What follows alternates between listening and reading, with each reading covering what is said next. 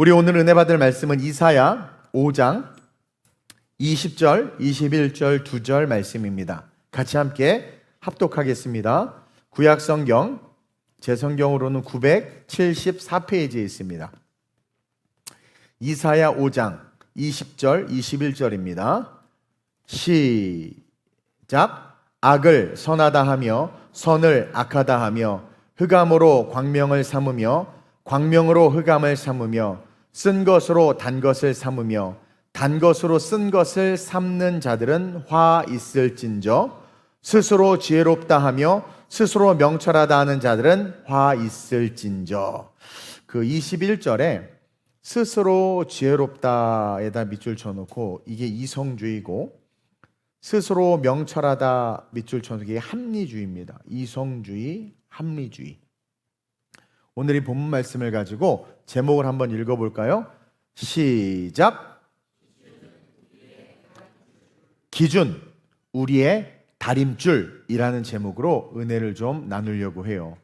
하나님은 우리가 다 알듯이 당신의 나라와 당신의 백성을 만들기 위해서 애굽에서 이스라엘 백성들을 출애굽시켰습니다. 출애굽으로부터 분리, 세상으로부터 분리죠. 하나님의 나라, 하나님의 백성, 오늘날로 따지면 교회를 세우신 거예요. 구름기둥과 불기둥은 성령과 같다고 보면 됩니다. 구약은 신약의 그림자이기 때문에. 그래서 애굽에서 종살이하면서 이 땅에서 평생 죽을 수밖에 없는 삶을 사는 그들을 건져내시면서 출애굽시키시면서 그들이 가나안 땅에 들어가기 전에, 정확하게 말하면 하나님과 함께 광야의 여정을 본격적으로 시작하기 전에, 걷기 전에 하나님이 하신 일이 있는데, 그게 뭐냐면 그들에게 법을 주신 거예요. 법. 그게 무슨 법이에요?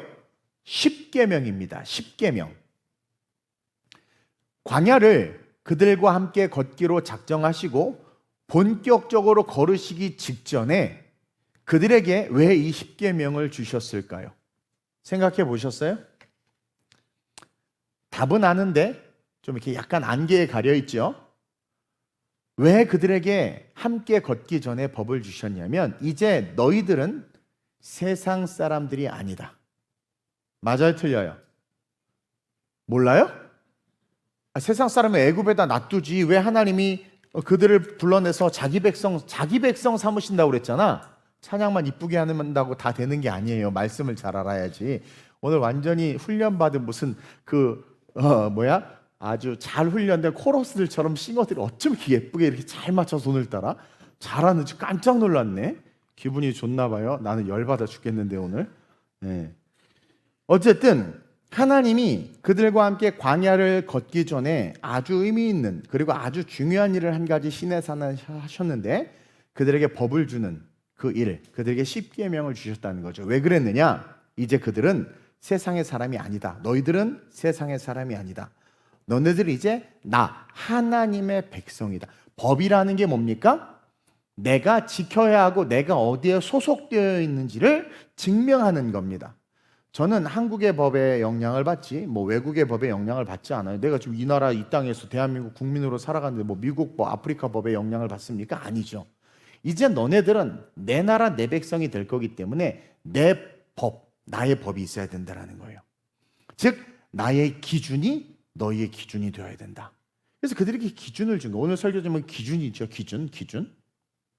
세상의 법과 가치관에 의해서 삶을 살아가고 그렇게 인생을 세워가는 자들이 돼서는 안 되고, 이제 하나님의 법에 의해서 너희 자신들의 가치관을 바꾸라는 거예요. 애굽에 종살이했던 그 가치관, 세속주의 그 가치관을 바꾸고 이제 하나님의 법에 의해서 살아가는 하나님의 백성이 되라는 거예요. 그래서 하나님이 그들과 함께 걷기 전에, 그렇죠? 본격적인 광야의 여정을 함께 하기 전에 그 법을 주셨다라는 거죠. 그래서 그들에게 십계명은 네 가지로 이야기할 수 있는데 한번 읽어봅시다. 첫째로 시작. 그러니까 십계명을 딱 줌으로 말미암아 뭐라고 우리에게 선언하시는 거냐면 이들, 이 십계명을 받은 이들은 뭐다? 세상과 구별된 자들이다. 둘째 시작.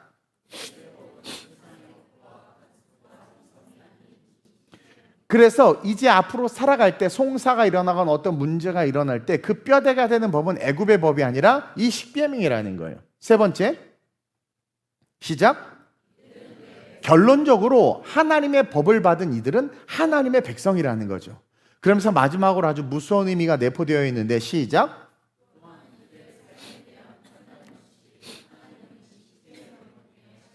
얼마나 착하게 살았고 얼마나 기부를 많이 했고 기하대책부터 시작해서 대책 없는 곳에 돈을 아무리 갖다 쏟아붓고 이 땅에서 성공을 하고 100명의 사람들을 배부르게 먹이고 온갖 복지관들을 세워서 그 결론으로 구원받는 게 아니라 또 그 결론으로 심판받는 게 아니라 십계명에 의해서, 그렇죠? 내가 너네들의 인생을 판단하겠다라는 거예요. 즉 세상과 구별된 하나님의 사람들이라는 아이덴티티, 너희들은 세상 사람들과 구별된 내 사람이라는 아이덴티티, 그 정체성을 준 겁니다. 이게 십계명이 가진 의미예요. 따라서 우리의 기준은 늘 이 말씀, 이 십계명의 확장판이 하나님의 말씀이죠. 이 말씀과 하나님의 법이 우리의 기준이 돼야 돼. 그리고 세상의 법과 하나님의 법이 부딪혔을 때 우리는 어느 법이 우선이어야 돼요? 그럼 여러분 하나님의 사람이야. 근데 세상의 법이 우선시되면 여러분들 누구의 사람이에요? 가이사의 사람인 거예요. 세상의 사람인 거예요. 그래서 우리가 이 기준, 이 말씀과 하나님의 법이 우리의 삶의 기준이 되어서 살아갈 때 우리는 이 세상 한복판에서 하나님 나라에 속한 하나님의 백성이라는 것이 증명되고 드러나는 거예요. 그래서 복음주의 신학자 칼바르트는 이런 말을 했습니다. 한번 읽어볼까요? 시작. 한 손에는 성경을, 한 손에는 신문을 들라고 말했는데 그 의미를 여러분들이 잘 몰라요. 세상을 많이 알아라가 아닙니다. 한번 읽어볼까요? 그 뜻을 시작.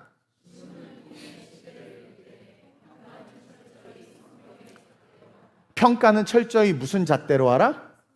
세상에 수많은 이슈, 수많은 사건들이 일어나지만 그것들을 볼 때 이성주의, 합리주의, 세대와 시대주의, 여론과 언론이 아니라 뭐예요? 항상 성경의 잣대로. 그래서 한 손에는 The Bible, 한 손에는 뉴스페이퍼. 세상을 알아야지. 하나님이 교회를 산속에 만들지 않았거든요. 세상 한복판에 세웠잖아요. 그러니까 세상을 알되 우리는 하나님의 법을 가진 자로서 이 법을 통해서 세상을 어떻게 해야 돼요?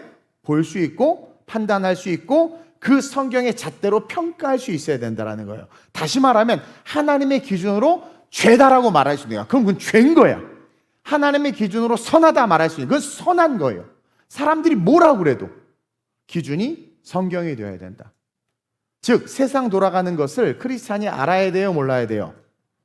자꾸 세상에 눈 감고 살라고 하는 분들은 성경이 말하고자 하는 것을 제대로 이해하지 못하고 있는 거예요. 세상 한복판에 교회를 세웠습니다.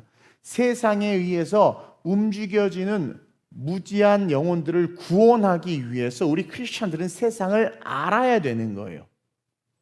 그리고 어쩔 수 없이 그냥 섹스피어가 말한 것처럼, 섹스피어의 종이 말한 것처럼 그냥 지구의 한 귀퉁이를 깨끗하게 이렇게 청소하는 것으로 만족하는 건 그리스도인이 아닙니다.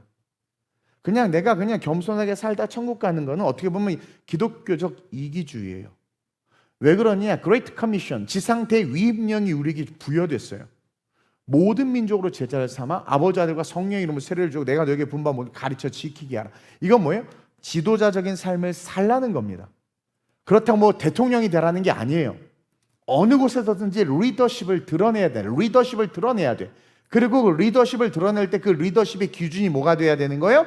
뉴스페이퍼를 정확하게 읽어서 시대를 알되 성경을 정확하게 알기에 성경의 기준으로 사람들에게 가르쳐 줄 수 있는, 그래서 우매한 영혼들을 구원할 수 있는 그런 리더가 되어야 되는 게 우리 그리스도인들이 가진 사명이다. 사명이다. 그래서 우리 크리스천들은 세상을 알아야 되고 세상에 대한 평가는 철저하게 성경의 기준을 가지고 평가해야 됩니다.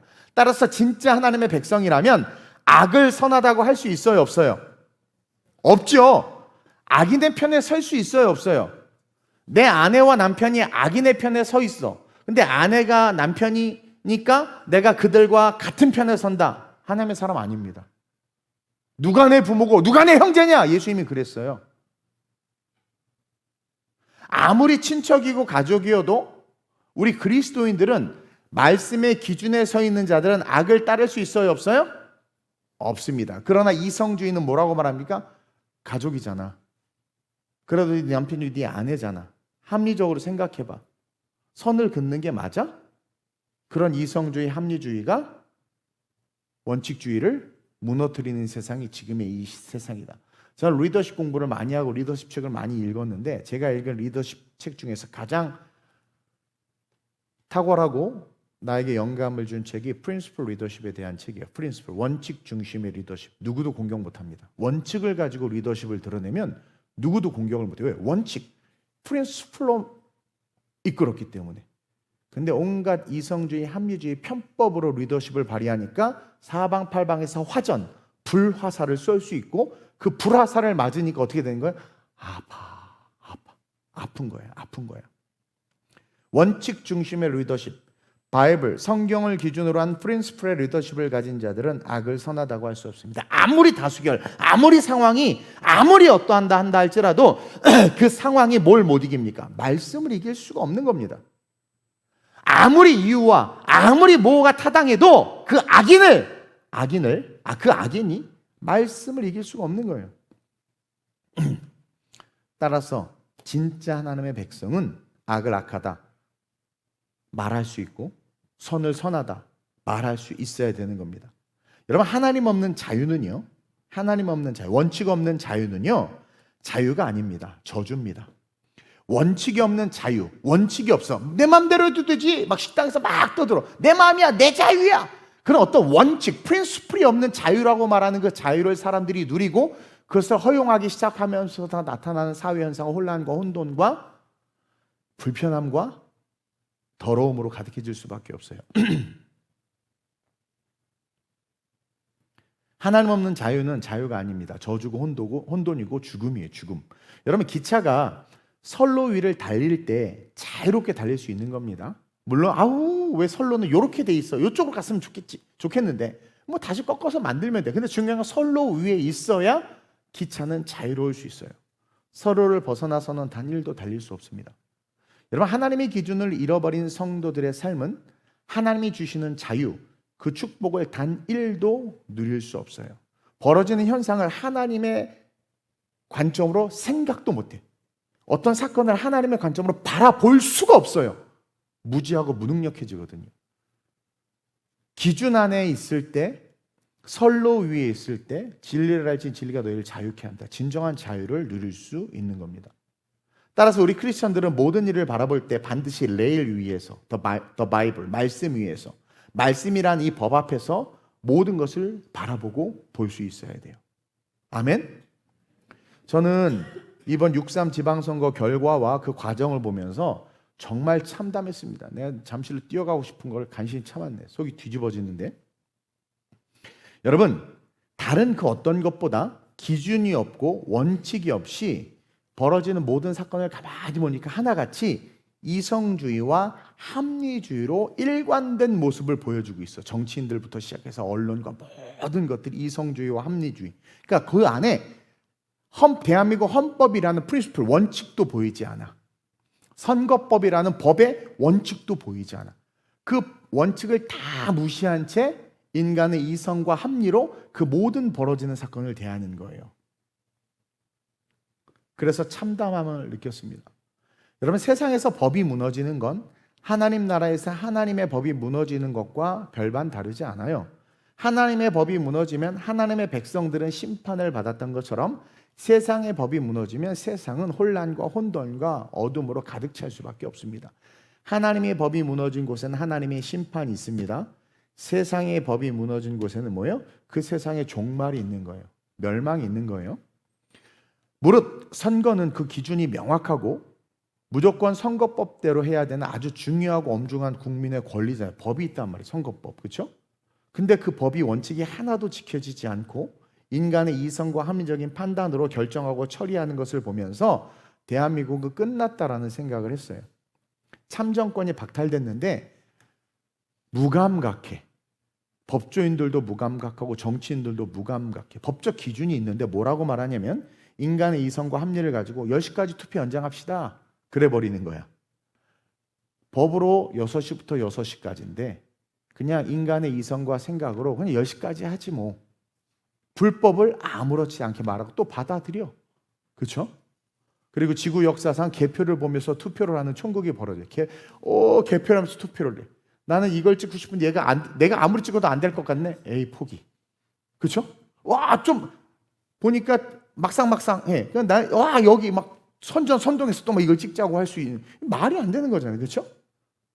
그리고 이미 오염된 투표함인데 굳이 그것을 강제 수거해서 개봉해 가지고 개수를 하고 또 선거함을 빼오는데 법적 기준은 지키지 않고 선관위 역시 어떻게 선거함을 빼냈는지도 모른 채. 그럼 아노미. 한마디로 전 세계의 대한민국이 얼마나 미개한지를 다 보여줬어요. 다 보여줬어. 야당은 왜 존재하는지도 모를 정도로 무능력하고 불법과 불의가 가득한데도 자기의 이익 때문에 강하게 맞서 싸우지도 못해. 결국 올바른 관점과 신념을 가진 국민들만 얻어 터지고 깨지고 피나고 끌려가고. 그렇죠? 대한민국 국민이 태극기를 드는데 태극기를 들면 잡아간다고 그러고 언론의 자유가 표현의 자유가 있는데 부정선거라는 말만 하면 잡아간다고 그러고 그런 겁박과 억압과 폭력이 있는 시대가 되어버렸다는 거죠. 법이 있는데 그냥 경찰의 그 순간에 말이 법이 돼버리고 법이 있는데 선관위의 판단 그 담당 지도자가 그냥 법이 돼버리는 거야. 소쿠리에 담아 비닐봉다리에 갖고 와 그냥 갖고 와 그냥 그러니까 법이 있는데 법은 아예 깡그리 무시한 채 자기 생각대로 하잖아. 난 그걸 보면서 우리 기독교인들이 생각이 났어요. 성경에 분명히 기록된 말씀이 있는데 우리 크리스천들 어때요? 성경은 덮어놓고 이렇게 해도 돼. 집사님 괜찮아. 아우 괜찮아. 그거 뭐 한 10만 원 사기친다고 뭐 주님이 저주 내리겠어? 우리랑 똑같아요. 그러니까 할 말 뭐라고 말을 못 하겠어.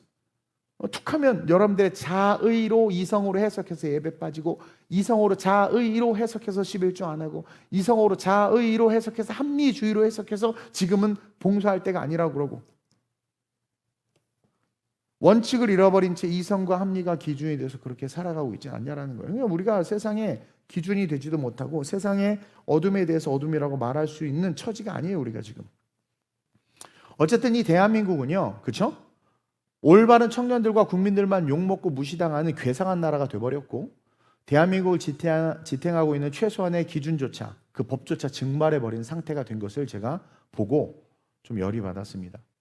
그리고 요즘에 이 시대는 뭔 줄 아세요? 내 편이 이기면 과정의 불법은 그 정도야 뭐 눈 감아 지금 내 편이 이기면 내 편이 이기면 그 과정이 좀 불법이 있어도 그냥 눈 감아 줄 수 있어. 그런 괴물 같은 집단 이기주의가 팽배해졌어. 또 이기면 무조건 선이야. 결국 이기면 봐봐 이게 국민의 뜻이야. 무슨 그게 전체 국민의 뜻이야. 일부 국민의 뜻이. 이기면 선, 지면 악. 그렇죠? 괴물적인 진영 논리가 이 대한민국을 지금 집어삼켜버렸어요. 왜 그렇게 됐느냐? 법이 무시되고 법이 깨졌기 때문에. 여러분 법이 무너지면 모든 게 무너집니다. 지금 대한민국 여기저기 무너지고 있죠. 대통령은 자기 사법 리스크를 없애기 위해서 온갖 악법을 만들고 동원하고 대법관들을 베네수엘라처럼 엄청 자기 사람들로 늘려서 대법이 최종 판결인데 그 최종 판결을 굽게 하려고 하잖아요. 그렇죠? 돈을 풀어서 사람들을 개돼지 취급해서 돈의 맛을 쿠폰에 맛보게 해가지고 그렇죠? 우리의 이성을 마비시키고 선거에 나가는 사람들은 자기가 음주운전한 것을 막 자랑하고 있잖아요. 범죄 이력을 자랑하는 괴물 대한민국이 돼버렸습니다. 여러분 정치인의 수준은 국민의 수준이라는 말 알죠? 왜 그래요? 국민이 뽑은 사람이 그 정치인이니까 국민의 다수가 뽑은 사람이 그러면 그 국민 다수가 뽑은 그들의 수준이 곧 그들 다수의 수준인 거예요. 도대체 어쩌다 이 대한민국이 이렇게 됐는지 참. 그래서 저는 6월 셋째 주 넷째 주 아주 귀한 목사님을 모시고 대한민국 건국 이승만과 대한민국 건국 박정희에 대해서 아주 중요한 기독교 세계관을 가진 강의를 부탁드렸고 그분이 오셔서 2주간에 걸쳐서 오후 3시 예배 때 강의할 거예요. 여러분 좀 알았으면 좋겠습니다. 이 대한민국이 얼마나 귀한 나라인지. 여러분, 우리 크리스찬들이 잘해야 됩니다. 우리는 지금 이 세상을 욕할, 사실 그럴 위치가 아니에요. 우리부터 회개해야 됩니다. 우리부터가 이 법을 안 지키는데, 우리부터가 말씀대로 안 사는데, 우리부터가 이 말씀을 딱 대놓고 내 이성과 내 합리로 내 인생을 굽게 하고 있는데 세상에 대해서 뭐라고 말하겠습니까? 그러니 세상 사람들이 크리스찬들을 교회를 우습게 여기는 거예요. 교회 부정부패가 많으니까 정부가 교회를 우습게 여기는 겁니다. 세무조사 해봐 하면 꼼짝 못하니까. 온갖 부정부패가 교회 안에 가득하니까 교회가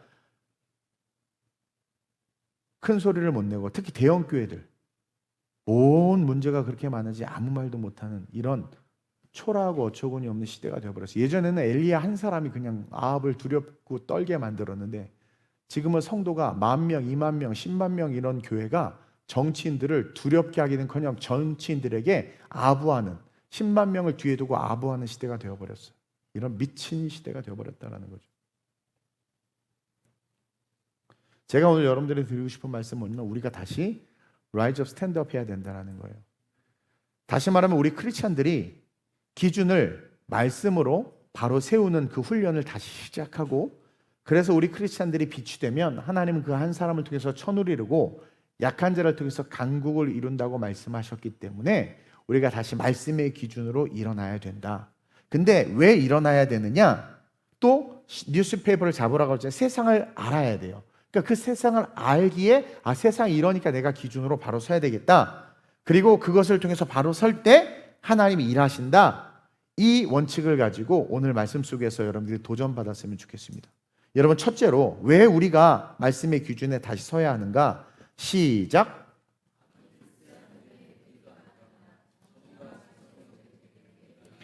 제가 보면서 느낀 게 뭐냐면, 우리가 왜 바로 서야 되냐면 지금 악이 득세하잖아요. 그렇죠? 악한 자들, 악인들이 막 득세하잖아.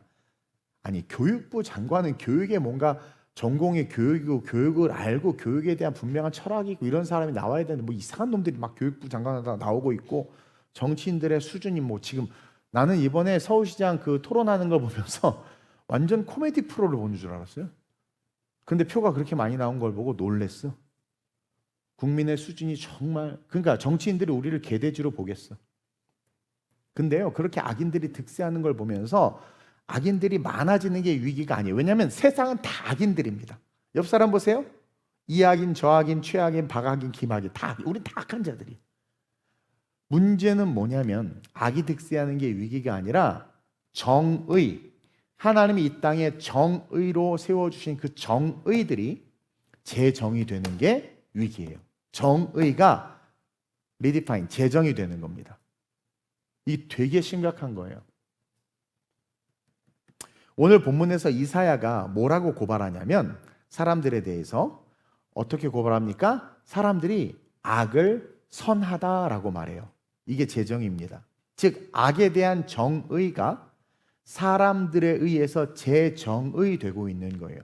세상에서 벌어지는 악한 일들을 사람들이 악하다고 말하는 게 아니라 선하다고 말하는 거예요. 저게 맞다라고 말하는 게 주류가 되어지는 거예요. 이게 위기라는 거예요. 이게 위기라는 거예요. 악이 선이 되고 있는 거예요. 여러분 생각해 보세요. 그럼 악이 선이 되어버렸어? 그런 세상은 어떤 세상이 되어버리는 거예요, 여러분? 그냥 말 그대로 악한 세상인데 그 악한 세상을 살아가는데 그게 선하다고 여겨지는 거야. 그게 어디예요? 북한이에요. 북한 주민들은 그게 선하다고 여겨요. 쇠뇌당한 친구들. 난 중국인들이 가끔가다 인터뷰하면서 우리 중국인 이양샹샹 얼마나 좋은 줄 알아? 이양샹샹 막 얘기하는 거 보면 어이가, 걔네들은 그게 선한 줄 아는 거야. 왜? 공산당이 악을 선하다라고 말하니까 거기에 쇠뇌돼서 그렇게 그들이 악을 선하다, 그러니까 선이 이게 선이다라고 말하는 거예요. 나만 좀 열받나? 여러분 별로 이게 감동이 없나? 여러분 사탄은요, 잘 들으세요. 그 전에도 설교하면서 한번 얘기했는데 이 사탄은 행동하기 전에 먼저 정의를 바꿔버립니다. 사탄은 언어의 마술사예요. 언어의 마술사. 그래서 여러분 이 좌파들이 참 좋은 단어들을 갖다가 엄청나게 버려놨어. 이 언어의 마술사인데 이 사탄은 행동하기 전에 정의를 먼저 바꿔요. 정의. 그러니까 사탄은 기준을 한번 살짝 흔들어요. 하나님의 정의를 악으로, 그리고 자기의 악을 정의로 바꿉니다. 대표적인 게 In the beginning이 선악과 사건이죠. 선악과에 대한 이 사탄이 정의를 바꿨어요. 우리가 다 아는 얘기니까 짧게 얘기합니다. 하나님이 선악과 먹으면 죽는다라고 말했습니다. 이게 정의예요. 하나님이 이 땅에 규정해 놓은 정의. 남자, 여자, 정의입니다. 하나님이 이 땅에 정의해 놓은 정의. 남자, 여자가 만나 가정을 이루는 거 정의예요. 가정의 정의. 자, 다시 선악과로 올라갑니다. 선악과를 먹으면 죽는다라고 정의를 내렸는데 사탄이 하와에게서 기준을 흔들어요. 한번 흔들어. 정말 하나님이 그렇게 말씀하셨어? 여기서 우리가 인지해야 되는 건 뭐냐면 말씀을 정확하게 알지 못하면 우리는 사탄에 의해서 흔들리고 그 흔들림 가운데 어떻게 되는 거예요? 악을 선하다라고 말하는 세상의 논리에 휩쓸려 갈 수 있다는 거야. 지금 한국에 그런 일들이 너무 많이 일어나고 있죠. 자, 정말 하나님이 그렇게 말씀하셨어? 그래 놓고 어떡합니까? 하나님처럼 돼. 정의를 바꿔버리는 거예요. 재정의해버리는 겁니다. 죽는다를 하나님처럼 된다고 바꿔버리는 거예요. 즉 악을 선하다고 하와에게 가르치고 지금 주입하는 거예요. 하와는 하나님에게 그 말씀을 듣지 못했습니다. 아담을 통해서 들었어요. 선악과를 먹지 말라고, 먹으면 죽는다고. 그렇기 때문에 확신이 없었던 것 같아요. 그래서 하와에게 왔고 한번 흔듭니다. 정말 하나님이 그렇게 말씀하셔서 모든 걸 먹지 말라고 하셨어? 교묘하죠? 모든 것은 먹으라, 선악을 알게 하는 나무는 먹지 말라라고 했는데 사탄은 모든 것을 먹지 말라고 하셔서 선악과까지도 그냥 싹 넣어서 흔들어 버려요. 기준을 확 흔들어요. 그리고 나서는 죽지 않아. 하나님처럼 돼. 재정의해버려. 하나님이 죽는다. 죽지 않아. 먹지 말라. 죽는다. 하나님처럼 돼. 재정의해서 따먹은 거예요. 따먹은 거예요. 오늘날 보세요. 분명히 거짓이야. 근데 뭐라고 재정이 되어지는 줄 아세요? 거짓인데 다른 관점이래. 그건 다른 관점입니다. 상황에 따라 달라집니다. 예를 들어서 교만한 사람. 옛날에 우리는 교만해 그러잖아요. 근데 요즘엔 뭐라고 그러는 줄 아세요? 아니야, 자존감이 높은 거야. 재정의해버려. 교만을. 재정의해버려. 내 아이가 개판이야. 개판이야. 다 욕을 해. 근데 부모는 뭐라고 그래? 아니야, 개성이 뚜렷한 거야. 재정의하는 거예요. 재정의. 재정의. 얘가 죄를 졌어. 근데 뭐라고 하면 오죽하면 이랬겠어? 그러니까 분명하게 정해놓은 것들을 바꿔버려. 자, 성별에 대해서 요즘에 뭐라고 하냐? 남자 여자가 정의야. 정의. 근데 뭐라고 말하니까 선택적 취향이라고 말합니다. 재정의해버려. 성별은 선택적 취향이야. 재정의예요. 교과에서 이렇게 가르치고 주입받게 만들어버리고 아이들이 그렇게 배우면 엄마 난 그냥 여자가 더 잘 어울리는 것 같아. 봐봐, 나 머리 다 봐봐. 생긴 것도 이렇고 난 여자가 좋아. 넌 남자야! 엄마 왜 내 인권을 무시해? 성별은 선택적 취향이라고 배웠어. 그게 정의야. 이렇게 말하는 거예요. 사탄은 죄의 이름을 바꿔 만약에 그것을 죄라고 하고 나쁘다는 것을 그대로 포장하면 누가 그걸 따릅니까? 너무 그러니까 광명한 천사, 빛으로 다 아름다운 단어들. 사람이 좋다. 사람이 좋긴 뭐 좋아? 사람이 좋다. 사람 사는 세상. 그 관영한 죄가 관영해지는 세상인데. 그래서 사탄은 죄의 이름을 바꿔버리고 결국은 죄를 죄로 인식하지 못하게 만드는 게 사탄의 전략이에요. 그래서 그 죄를 짓게 만들어요. 그래서 우리가 원죄를 짓게 된 거예요. 에어컨 틀었으면 문을 좀 닫아야 되는데. 그리고 그 도구로 죄를 죄로 인식하지 못하게 하는데 그 죄를 죄로 인식하지 못하게 하는 도구가 이성주의, 합리주의야. 자, 원칙주의. 우리 그리스도인들이 따라야 되는 건 원칙주의입니다. 사실은 원칙이 있는데 그 원칙대로 살려니까 답답해, 괴로워. 그러니까 사람들이 르네상스를 거치면서 이 이성주의, 이 합리주의를 통해서 원칙은 그렇지만 이렇게 하니까 더 효율적이지 않아? 이게 이렇게 해도 괜찮은 것 같아라는 이성과 합리주의가 나오면서 어떻게 돼요? 그 원칙이 깨지기 시작하고 이제 원칙을 주장하는 사람들을 뭐라고 말합니까? 근본주의자니 꼰대니 하면서 하나님의 법을 바꿔버리는 거죠.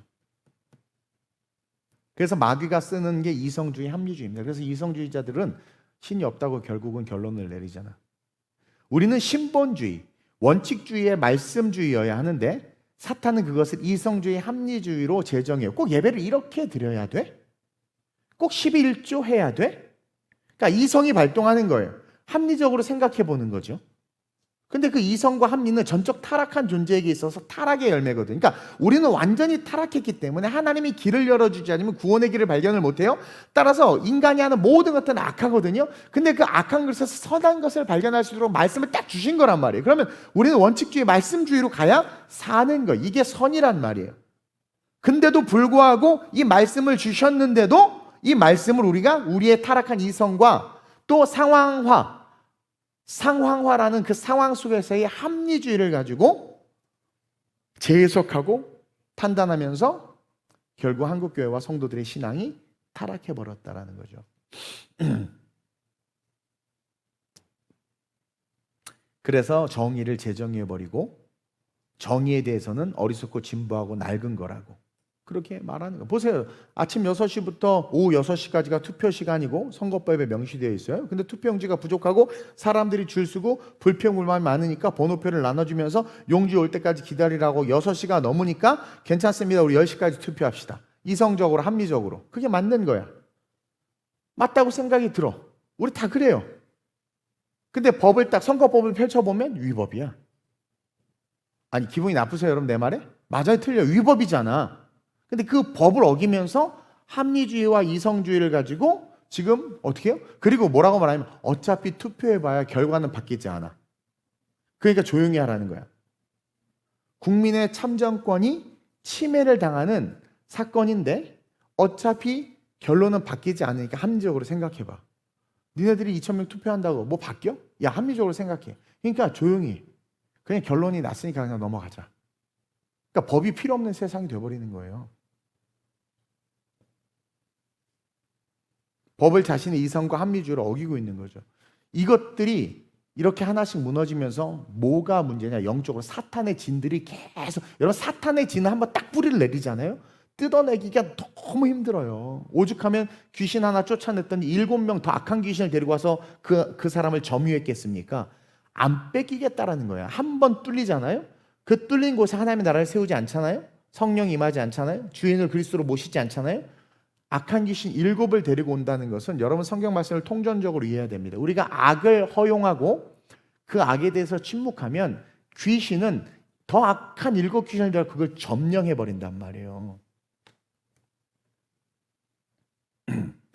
근데 많은 사람들이 맞는 것 같대. 맞는 것 같아. 그러면서 거기서 투표함 못 가져가게 하고 이거 무효라고 외치는 사람들을 이상하게 매도해.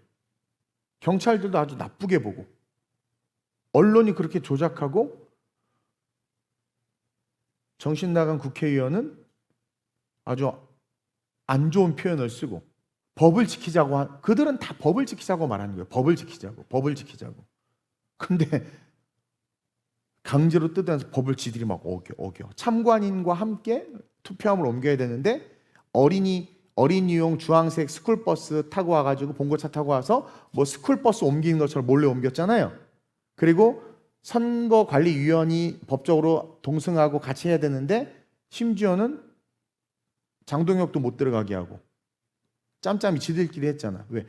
생각해보래. 합리적으로 들어오면 시끄럽고 언론 불편하고 막 유튜브 하니까 그냥 빨리빨리 해버리자. 결과가 안 바뀌니까. 그러면서 뭘 자행하는 거야? 불법을 자행하고 있는 거야. 불법을. 저는요 마귀 새끼가 대한민국 선거판에 80% 아니 9화를 이미 장악했다고 봐요. 사탄은 이렇게 이성주의, 합리주의로 사람들이 잘 들으세요. 죄를 죄로 인식하지 못하게 합니다.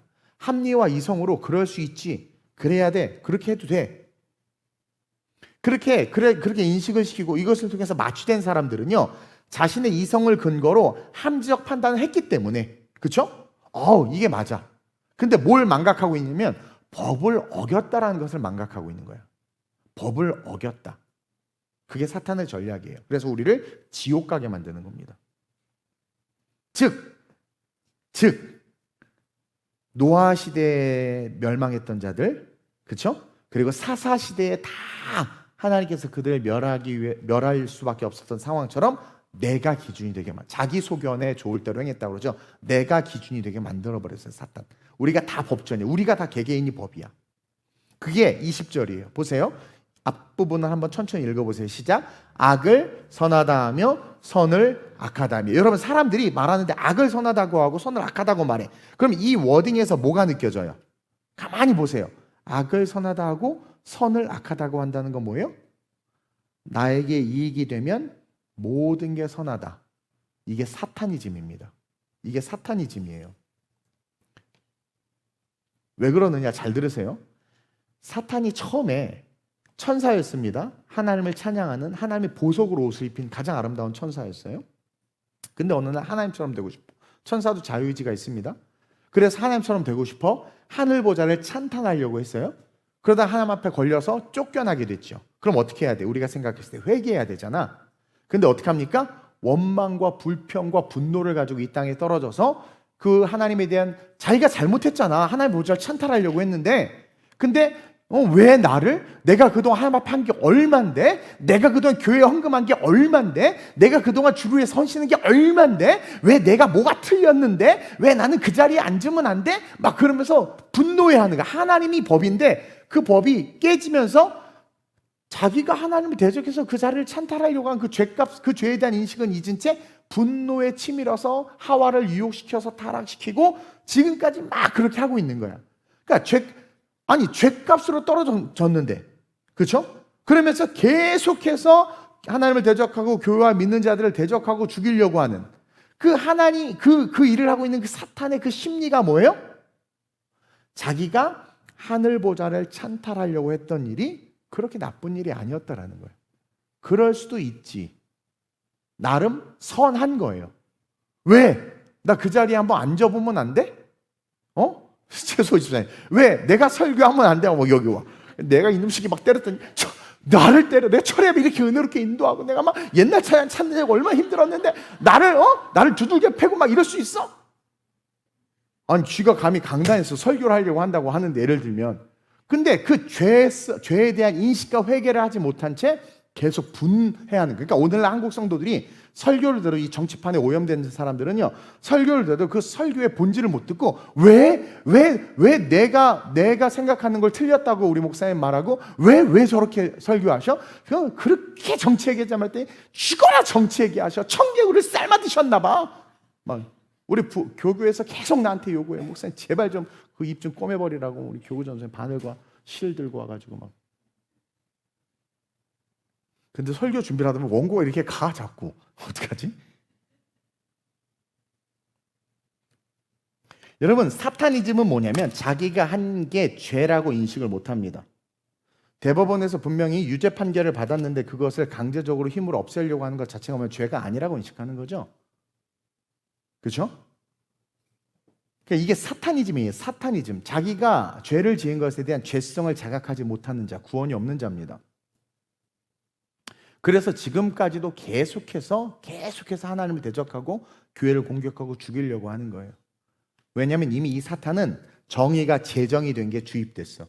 그 사탄에게서는 하나님의 정의가 다 사탄의 입장에서 악이야.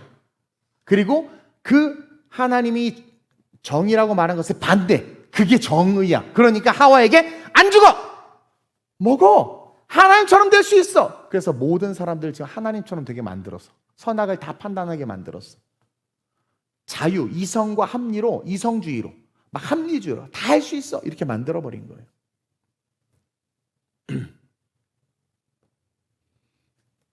따라서 이 정의가 재정의 되는 시대에서 여러분 물들지 않고 깨어있기 위해서는 올바른 기준, 이 하나님의 말씀을 추상적이거나 관념적인 이론이 아니라 실제 하는 말씀으로 믿고 제발 배워야 돼요. 아파도 씹어 먹고 실천해야 돼. 재은아, 수호가 악할 때는 악이라고 말해야 돼. 네 남편이어도. 수호야, 재은이가 악하면 넌 기도해야 돼. 무릎 꿇고. 쫓겨나니까. 타협한 건가 나도? 올바른 기준, 하나님의 말씀, 이 말씀의 기준으로 저와 여러분들이 다시 서야 합니다. 저도 부족해요. 다 부족해요. 그래서 끊임없이 가르쳐야 되고 지켜야 돼. 지키는 게 뭐예요? Do it, 행해야 돼요. 가르치기만 하고 행하지 않고 배웠는데 행하지 않으면 뭐예요? 구원 없어요. 꼭 기억하시길. 정의를 재정의 시키는 게 무서운 겁니다. 악인이 많아지는 게 무서운 게 아니라 정의가 재정이 되니까 악인이 많아질 수밖에 없는 거예요. 따라서는 재정이 된 그 정의를 다시 정의로 바꿔야 돼. 아멘? 따라서 둘째로 시작. 자, 정의를 재정의 시키기도 하지만 동시에 이 시대의 위기가 뭐냐면 진리를 상대화시킵니다. 즉 진리를 부정하지 않아. 이 시대가 재밌는 게 그래 예수 믿으면 구원받아. 진리를 부정하지 않아. 근데 상대화시켜버려. 과거의 무신론자들은 대놓고 하나님 없다 그래 버렸어요. 하나님 없어. 근데 요즘 무신론자들은요, 무신론자야. 신이 없다고 믿는 자들 뭐라고 말하는 줄 아세요? 하나님 없다고 말 안 해요. 이것도 진리고 저것도 진리야. 이런 식으로 말해요. 예수님 믿어도 좋고 부처님 무신론자인데 예수님 믿어도 좋고 부처님 믿어도 좋고 야 진리는 다 동일해. 이렇게 말해버려요. 이게 뭐냐면 진리를 그냥 상대화시켜버리는 거예요. 이게 되게 무서운 거예요, 여러분. 되게 무서운 거예요. 이게 한마디로 말하면 진리는 없다라는 것을 아주 세련되게 표현하고 있는 거예요. 진리는 없다라고 세련되게 표현하는 거예요. 교회에도 진리가 있고 불교에도 진리가 있다. 이거 뭐예요? 진리가 없다라는 것을 아주 교묘하게 표현하는 거예요. 그러니까 어디나 진리가 있다고 생각해서 많은 사람들이 종교를 선택하고 종교 생활을 하게 하는 거야. 그리고 다 진리라고 하니까 다 구원이 있어. 다 하나님께로 간다고 착각하게 만드는 거야, 마귀가. 그래서 결국 사람들은 진리를 찾는 것 같지만 사탄은 진리를 찾지 못하게 만들어버리는 거예요. 그러면서 더 무서운 게 뭔 줄 알아요? 기독교의 진리를 그 안에 집어넣어서 같이 거짓 진리들과 동급으로 포장해버렸다라는 거. 그래서 그냥 다 어디 가도 좋은 말, 다 진리 있어. 그러니까 이미지를 한 장 보면 그 진리를 부정하지 않고 상대화시키는 시대예요. 보세요. 진리는 선명합니다. 하나님의 말씀이에요. 근데 그 말씀이 오늘날 이 시대가 어떻게 하면 수많은 상대적 진리들로 다 어떻게 변질시켜.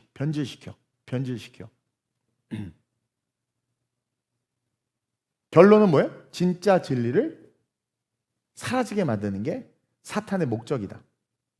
또 오늘날 이 성경에 대해서도 여러분 사람들은요, 이 성경 말씀이 우리에게 뭐라고 말씀하시는가를 묵상하는 게 중요해요. 묵상하는 게. 그래서 진정한 큐티는 하나님이 나에게 뭐라고 말씀을 하시는지를 들어야 되는데 오늘날 큐티가 변질된 게 뭐냐면 딱 듣고 느낌, feeling. 오늘 말씀이 막 이래. 나에게 뭐라고 말씀하시는가를 묵상해야 되는데 요즘은 뭐라고 하냐면 어떻게 느끼는가를 더 중요시 여기게 만들어. 어떻게 느끼는가. 그러니까 기록된 진리가 중요한 게 아니라 내 감정이 더 중요하다고 가르쳐요, 교회에서. 사람들의 감정과 의견이 중요해진 거야. 그러다 보니까 교회가 어느 쪽으로 흘러가요? 다수결로 흘러가, 다수결로 자꾸 결정하려고 해. 말씀이 기준이 아니라, 그쵸? 여론이 기준이 돼, 여론이. 다수가 기준이 돼. 그래서 목회자랑 영적 리더가 중요한 거예요. 진리보다 투표로 의사를 결정하려고요. 목회자가 자 우리 내년에 이렇게 선교합시다. 했더니 목사님 왜 그걸 목사 혼자 결정하십니까? 우리 다수결로 정합시다. 이래버려. 그러면 사람들이 어떻게 하냐? 맞아, 다수결로 정해야지. 우리 다 믿는 사람들인데. 그게 맞다고 생각이 들어. 자, 하나님은 하나님의 영적인 지도자들을 통해서 역사한다라는 절대 진리를 깨고 있는 거예요. 상대 진리가. 그러니까 요즘에 목회자를 목사로도 여기지 않고 존중하지도 않고 순종하지도 않지. 또 타락한 목회자들이 많다 보니까 그런 파장이 더 커지긴 했죠. 기독교는요, 신본주의입니다. 민주주의 아닙니다. 다수결 아닙니다. 말씀이 중요한 거예요. 그래서 후임 목회자들이 목사임에도 성도들의 동의로 담임 목사로 모셨음에도 소신 있게 말하지 못하는 건 목회자의 영권보다 후임이기 때문에 기존 성도들의 세력의 힘이 더 센 거예요. 그러니까 목회자가 하나님의 말씀으로 정말 정직한 분이야. 그리고 감동이 와서 예를 들어 올바른 말 했더니 당회에서 목사 우리 교회는 정치 얘기하지 않는 걸로 합시다. 다수결 결의했어. 그리고 딱 사인 다 했어. 그럼 이제부터는 목사님이 말을 못해. 교회라는 하나님이 머리, 예수님이 머리이시고 하나님이 세운 목회자와 그 질서가 있는데 질서의 절대 진리가 깨져버려. 목회자는 뭐예요? 앵무새야. 근데 전하는 말이 힘이 없네. 그러니까 좋은 소리밖에 못해. 그래서 이 시대에 다시 선지자의 영성이 필요한 거예요. 다수가 기준이, 다수. 진리보다 투표가 중요해. 근데 그거 아세요? 여러분, 노아의 시대 다수가 틀렸고 노아가 옳았어요. 소수였던 노아가. 북왕국 이스라엘 시대 아합을 비롯해서 수많은 사람들이 타락했지만 그들이 주류의 언론이었지만 엘리야가 옳았어요. 엘리야와 엘리야를 따른 소수가 옳았습니다. 12제자들과 예수님, 그 소수가 옳았어요. 그리고 이들의 공통점은 바로 기록된 말씀이 기준이 되었다는 거예요. 말씀이. 진리를 여론이나 숫자로, 여러분, 진리는 여론이나 숫자로 결정되는 게 아니에요. 진리는. 세상의 불법을 꾸짖어야 할 교회가 진영 논리에 갇히는 이유가 바로 여론, 다수결, 숫자. 그게 중요시 되니까 진리를 말해야 될 교회가 진리를 말을 못해. 성도들의 전체적 성향이 뭐냐에 따라서 어떻게 돼요? 그 진영 논리에 갇혀서 아무 말도 못하는 이런 어처구니 없는 상태가 된 거예요. 절대 진리의 말씀을 잃어버린 거죠. 말씀을 감정으로 느끼는 거야. 이성, 감정, 합리는 선이 아니고 진리가 아닌데. 그래서 이미지 한번 보면 진리는 투표나 여러분 다수결로 결정되지 않아요. 말씀이 나에게 무엇을 요구하는지를 묵상해야 됩니다. 우리의 감정 중요하지 않아요. 다수의 의견이 기준이 되면 망합니다. 언제나 소수가 이겼고 소수가 옳았어요. 근데 그 소수가 누굽니까? 하나님의 말씀의 기준을 가진 자들. 어차피 마지막 때는 다 크고 넓은 길로 걸어갑니다. 다 크고 넓은 길로 걸어가요. 다 크고 넓은 길로 걸어가. 왜냐하면 의인은 없대 하나도 없는 게 이 세상이거든요. 그러다 보니까 그 다수의 이성과 감정과 합리, 그게 진리가 되어버리는 시대가 되어버렸다라는 거예요. 근데 그건 절대로 그런 곳에서는 선한 것이 날 수 없습니다. 로마서 3장 10절 12절입니다. 한번 읽어볼까요?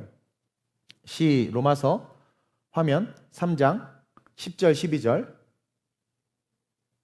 시작. 기록된 바 의인은 없나니 하나도 없으며 깨닫는 자도 없고 하나님을 찾는 자도 없고 다 치우쳐 함께 무익하게 되고 선을 행하는 자는 없나니 이게 세상입니다.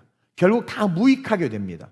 그렇게 진영 논리를 말하고 그렇게 내가 좋아하는 사람을 추종하고 말씀과 상반된 죄와 악을 말하는데도 영안이 여러분 잘 들으세요. 말씀을 알고 말씀의 기준에 의해서 생각하고 판단해야 되는데 말씀을 제대로 모른 채 말씀의 낮은 수준, 하나님은 다 사랑해라는 그 낮은 수준에서 말씀의 지식을 가지고 우리의 이성이 빵빵해져 가지고 그러니까 하나님 다 용서해 주시고 그래도 하나님 역사해 주실 거고 그래도 하나님 붙잡아 주실 거고 하나님 품어 주실 거야.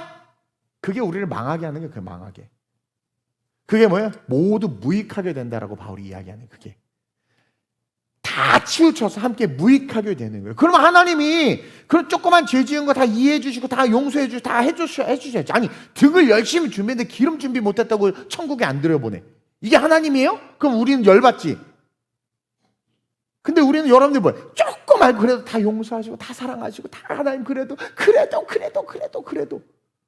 그래서 인자가 다시 올 때 믿음의 인자를 보겠느냐고 말하는 겁니다. 이렇게 설교하는 내가 미움받을 수밖에 없지. 다 내가 싫대 아주 그냥.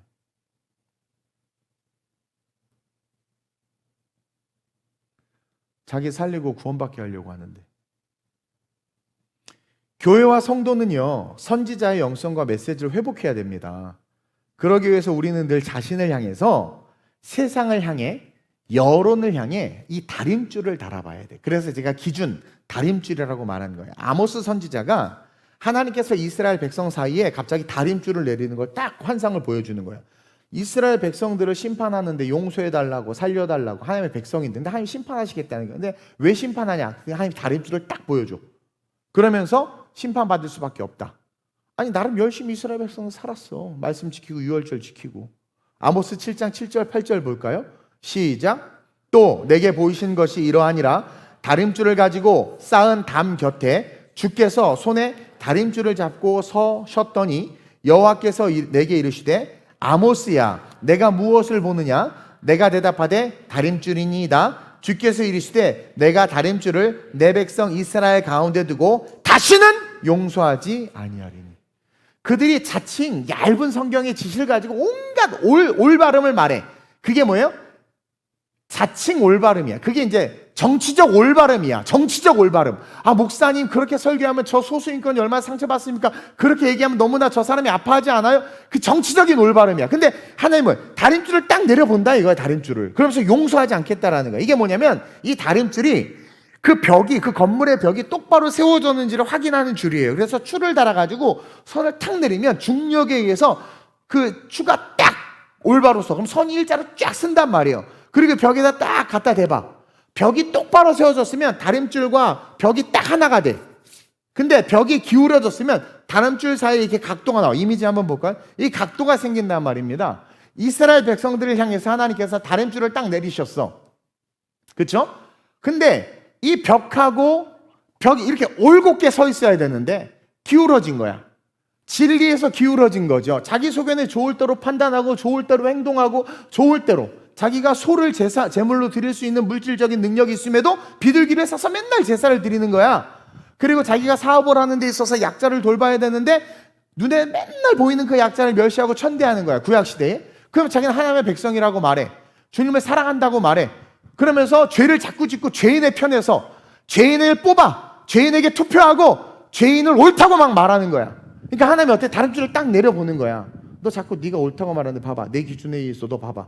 기울어졌어 안 기울어졌어? 내가 이거 가지고 너 심판하겠다라는 거야. 이거 가지고 너 심판하겠다라는 거야. 다림줄은 중력을 기준으로, 중력은 말씀입니다. 중력을 기준, 하나님의 기준이에요. 벽이 얼마나 기울어 확인하는 도구인데 세상이 미쳐 돌아갈수록 감정에 지배당하지 말고 하나님의 말씀이 아니라 절대적인 선을 내려서 우리는 세상을 진단해야 된다. 따라서 정치인들을 진단할 때, 여론과 언론을 진단할 때 나는 기자들이 다 썩었다고 생각을 합니다. 여론이. 우리 교회에서 기자들이 좀 많이 나왔으면 좋겠어요. 누가 신문사도 좀 차렸으면 좋겠어요. 근데 우리의 모든 기준은 여러분들 여야가 아니라 말씀이. 제발 제가 항상 강조하는 건 성경적 세계관이. 자꾸 나를 오해하는데 성경적 세계관이. 목사님 아주 머리부터 발끝까지 빨갱이야 빨갱이. 빨개 그러는데 안 빨개요. 넥타이 빨간색인가? 우리 교회 의자 빨간색이네 이거. 어우 다 갖다 뜯어버려야 되겠네. 성경의 기준을 말하는데도 이 정치적 사상이 오염돼가지고 본질을 못 보는 거야. 자기랑 다르면 무조건 적이라는 거죠. 단 한 번도 진리의 말씀에 눈을 뜨려고 하잖아. 자기 살리려고 설교하는데 자꾸 스트레스 받게 한다고.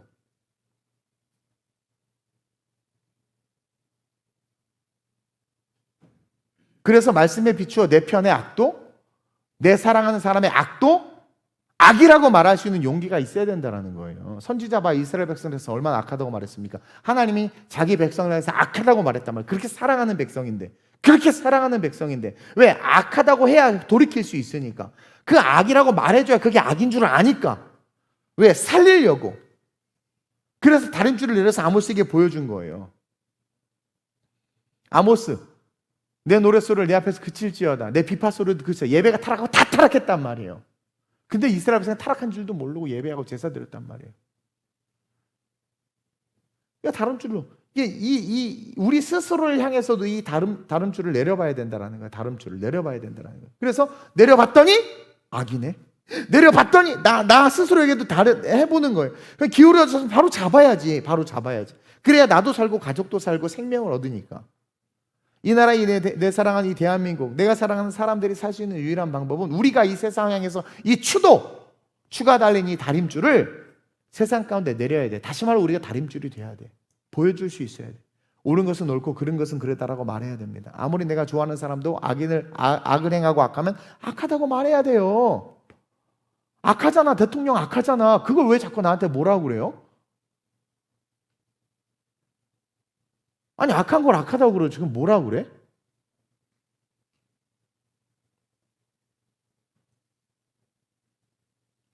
그래서 나를 다 싫어해요 지금.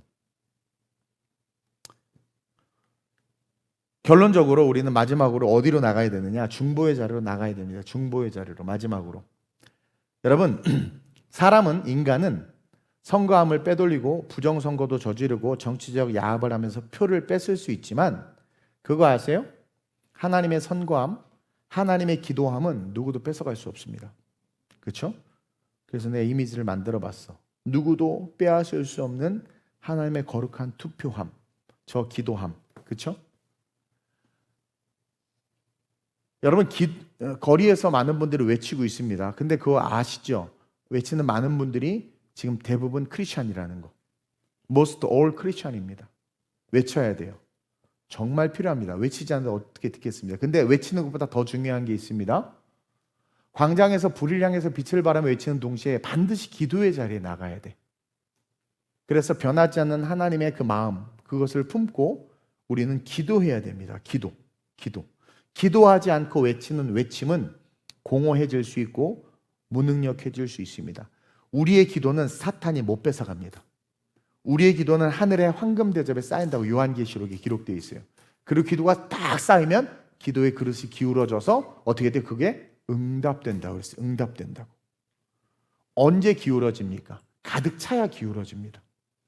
누구도 빼앗아가지 못하고 하나님의 공의와 정의가 실현될 수 있도록 우리는 기도하는 성도들이 되어야 될 줄로 믿습니다.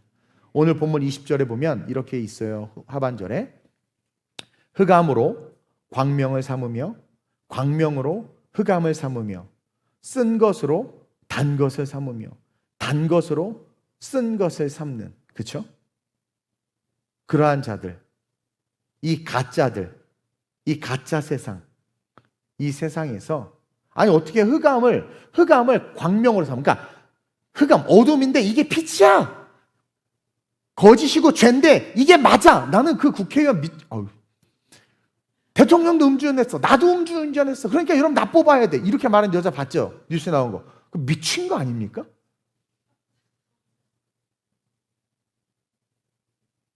흑암을 광명으로 삼고 있는 자들인 거야. 흑암을 광명으로 삼고 있어. 광명, 기독교를 흑암으로 삼고 있어. 교회는 다 악이야. 교회는 다 적폐야. 교회는 다 죽어야 돼. 이게 말이 돼요?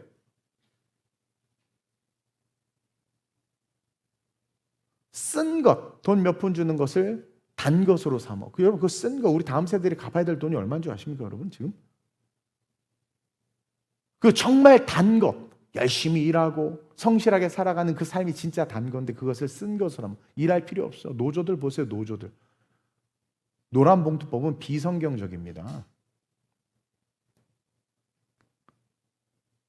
칼빈이 만약에 이 시대에 존재했으면 아마 가만 안 뒀을 거예요. 청부론을 제창했던 종교개혁자 칼빈은요, 일하지 않으면 먹지도 말라고 했고요. 그 노동의 가치가, 그 근로의 가치가 얼마나 귀한 것인지를 알게 해서 타락하고 알코올과 중독에 찌들어있던 스위스 제네바를 완전히 거룩한 도시로 바꿔버렸어요. 칼빈이. 제가 종교개혁 같이 갔던 분들 설명했죠. 그게 진짜인데.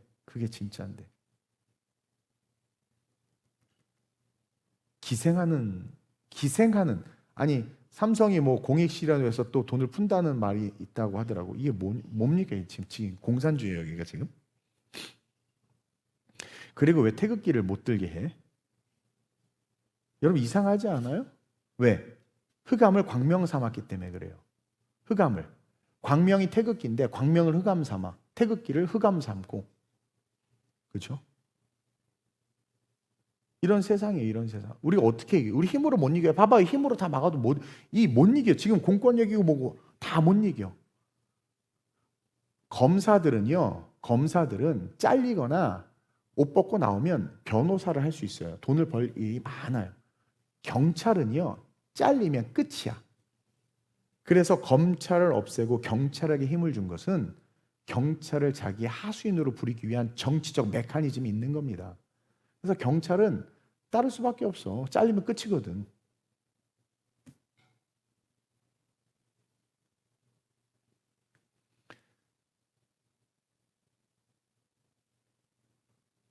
이 세상 우리가 힘으로 못 이깁니다. 그래서 기도하고 외쳐야 돼요. 외쳐야 됩니다. 그리고 기도해야 됩니다. 감사하게 잠실에 나가시고 또 내일 광화문에 나가시고 하는 분들 우리 교회 많아서 너무 감사하고 너무 좋아요.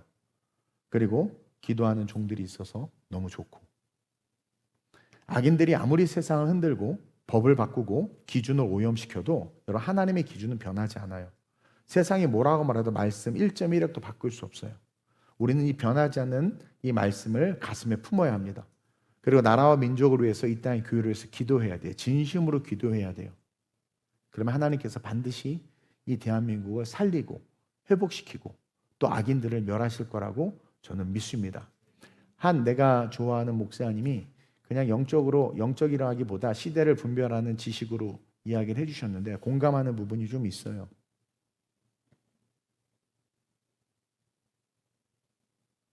그 얘기까지 하긴 좀 그렇고, 어쨌든 하나님이 이 대한민국을 지금 붙잡고 일하시고 있습니다. 여러분들 보게 될 거라고, 곧 보게 될 거라고 믿습니다. 그러나 우리가 잘 못해서, 잘 몰라서 행한 악들은 우리가 대가를 치르긴 치러야 될 거예요. 그러나 기도하고 외치면 하나님께서 사랑과 공의로 뜻하지 않게 우리를 또 위기를 거치지 않고 아픔을 거치지 않고 다시 세워주실 수도 있습니다. 이건 전적인 하나님의 뜻이에요. 그래서 우리가 기억해야 될 것은 뭐냐면, 다음 그림 볼게요. 기준이 무너지면 여러분 미래가 무너집니다.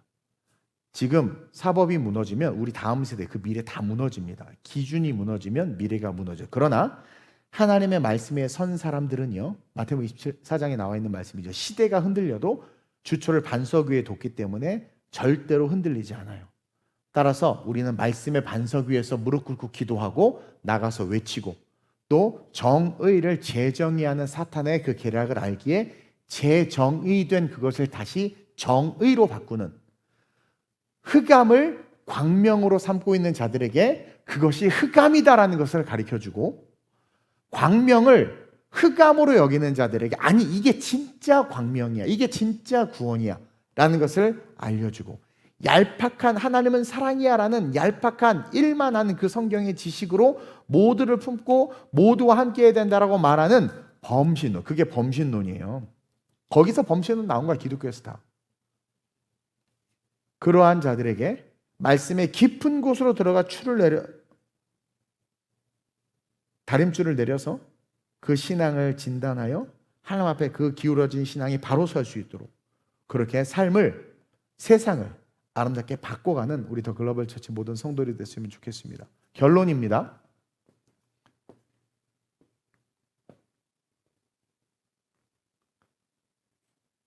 위기, 무너지는 기준과 정의의 재정이, 제가 판단하는 거예요. 지금의 위기, 악을 선하다 하는 정의의 재정이 진리를 상대화하는 감정이 더 중요하고 이성이 더 중요해지는 이 시대, 원칙이 사라지고 그 원칙 때문에 사회가 혼란이 오는 이 시대 가운데 이 다림줄 가운데 있죠.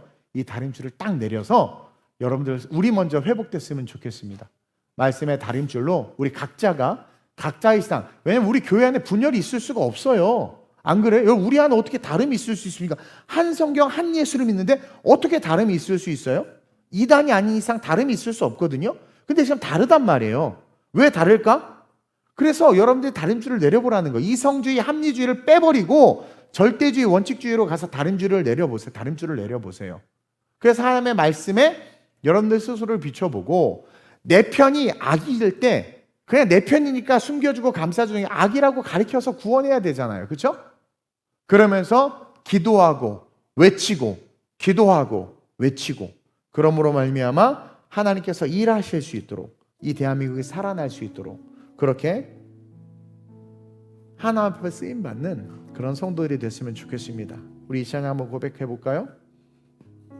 그리고 한번 기도하기를 원합니다.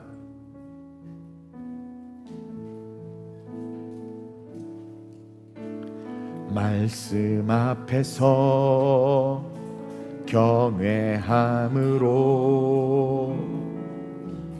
주께 홀로, 이게 다림줄을 내리는 거야. 내 스스로가 하나님 앞에서 내 남편이 우상이 되고 아이가 우상이 되고 내 물질이 우상이 되면 복음에서 멀어져요. 우상이 되면. 그래서 기록된 말씀으로 가야 됩니다.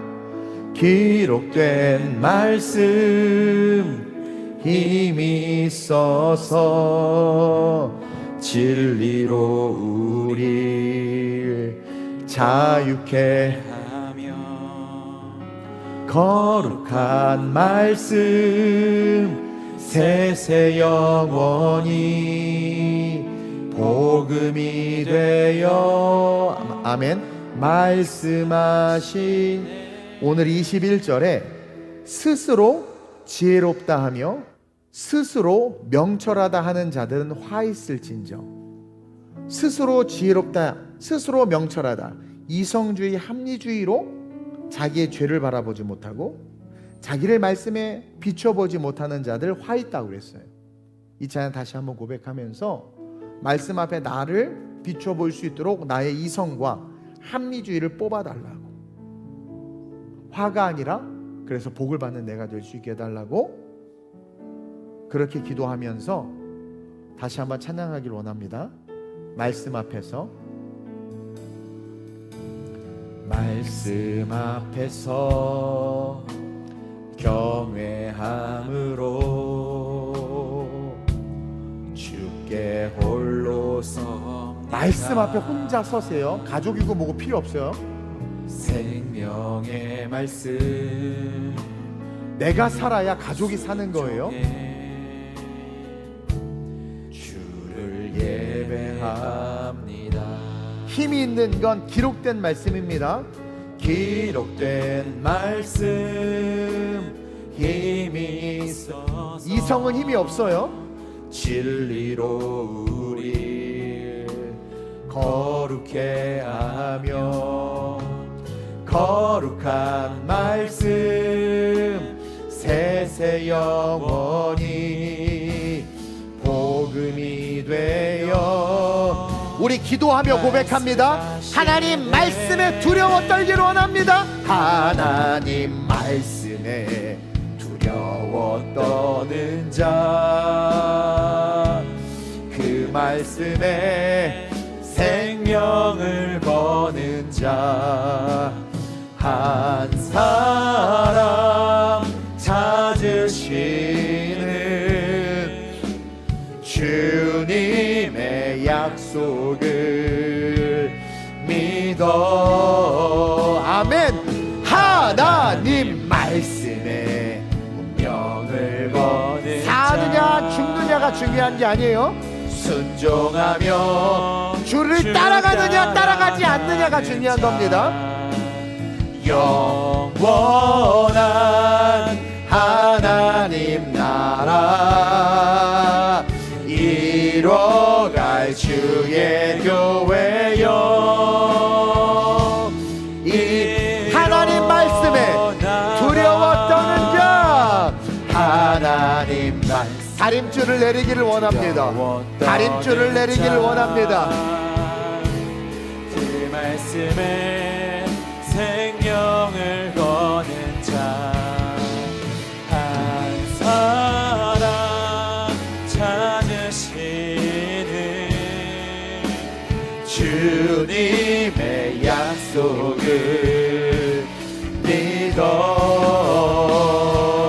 하나님 말씀에 운명을 거는 자,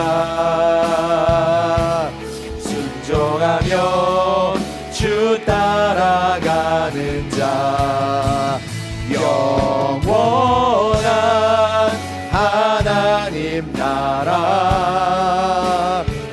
우리가 교회입니다. 주의 교회여. 우리 버스트 이 주 말씀은 우리를 구원해. 주 말씀은 우리를 구원해 이르는 지혜이니 목숨과 그래야 가족도 구원합니다. 타협하면 죽습니다.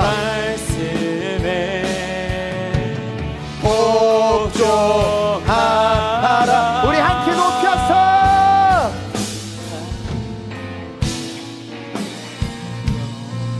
거는 자, 그 말씀에 생명을 거는 자, 한 사람 찾으시는 주님의 약속을 믿어. 하나님 말씀에 운명을 거는 자, 순종하며 주 따라가는 자, 영원한 하나님 나라 이뤄갈 주의 교회요 일어나. 여러분, 악을 악이라고 말할 수 있어야 합니다.